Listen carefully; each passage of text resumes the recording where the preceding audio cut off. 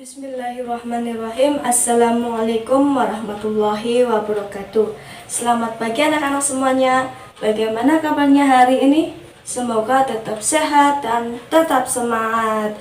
Ya, sebelum memulai pembelajaran pada hari ini, alangkah lebih baiknya kita berdoa terlebih dahulu. Bismillahirrahmanirrahim. Rabbi zidni ilman warzuqni fahman. Amin. Ya, pada pertemuan minggu lalu, kalian sudah mempelajari materi tentang menyayangi binatang dalam syariat penyembelihan. Ada yang masih ingat penyembelihan itu artinya apa? Ya, penyembelihan adalah mengalirkan darah dengan cara memotong hewan yang halal dimakan dengan tata cara tertentu sesuai dengan syariat Islam. Nah, untuk syarat-syarat penyembelihan itu terbagi menjadi 3. Yang pertama yaitu orang yang menyembelih adalah orang yang beragama Islam, sudah dewasa dan dalam keadaan sadar. Kemudian yang kedua, hewan yang disembelih itu yang halal dimakan dan masih keadaan hidup. Yang ketiga yaitu alat yang digunakan untuk menyembelih itu harus yang tajam dan atau terbuat dari besi, karena jika alat tersebut tidak tajam maka dalam proses penyembelihan itu akan menyakiti hewan tersebut.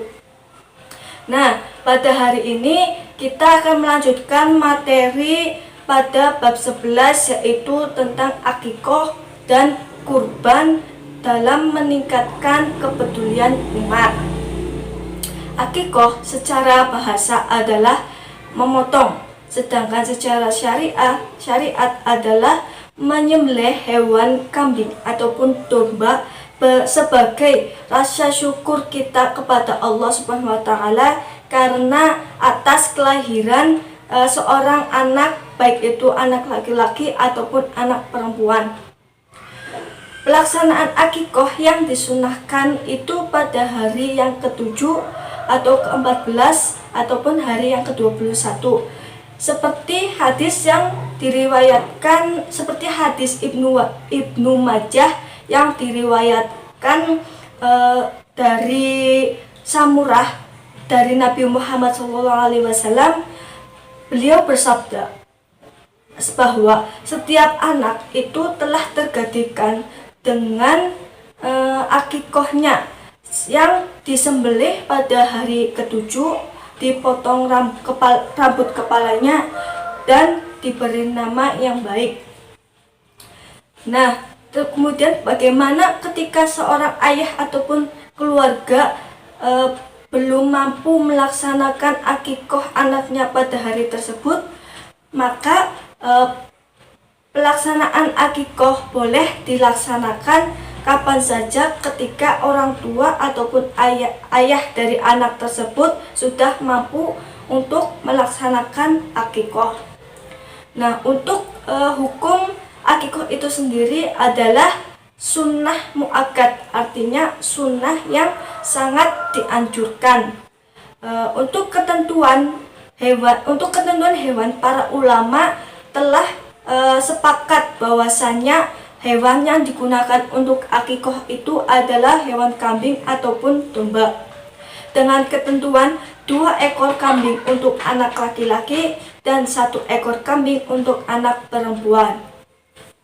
Syarat hewan akikoh adalah yang pertama, mata tidak buta total atau sebelah.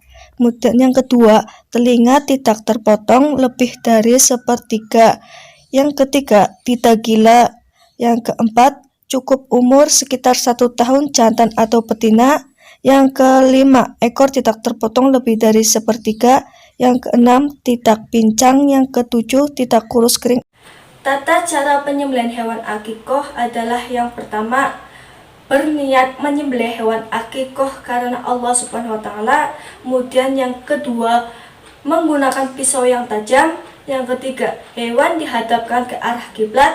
Yang keempat, membaca basmalah dan takbir. Yang kelima, memotong tenggorokan dan 2 urat leher. Dan yang terakhir, berdoa kepada Allah Subhanahu wa taala agar akikoh diterima oleh Allah. Kemudian pembagian daging hewan akikoh itu disunahkan dalam keadaan sudah matang ataupun sudah dimasak. Hal-hal yang disunahkan dalam melaksanakan akikoh: yang pertama, menyembelih hewan akikoh. Yang kedua, hewan disembelih oleh ayah dari anak yang diakikoh. Yang ketiga, mencukur rambut kepala anak yang diakikoh. Yang keempat, memberi nama yang baik kepada anak yang diakikoh. Dan yang terakhir yaitu bersedekah seberat rambut anak yang diakikoh dengan harga emas ataupun perak. Nah, hikmah dari pelaksanaan akikoh: yang pertama, dapat meningkatkan ketakwaan seseorang kepada Allah Subhanahu wa taala. Yang kedua, membebaskan anak dari ketergedian. Yang ketiga, menjaga tali silaturahmi antar anggota masyarakat. Yang keempat, sebagai bentuk takarub atau pendekatan diri kepada Allah Subhanahu wa taala, dan sebagai rasa syukur kita kepada Allah Subhanahu wa taala yang telah menganugerahkan kita atas kelahiran seorang anak. Dan yang terakhir, menghidupkan sunnah Nabi Muhammad SAW. Sampai sini bisa dipahami anak-anak?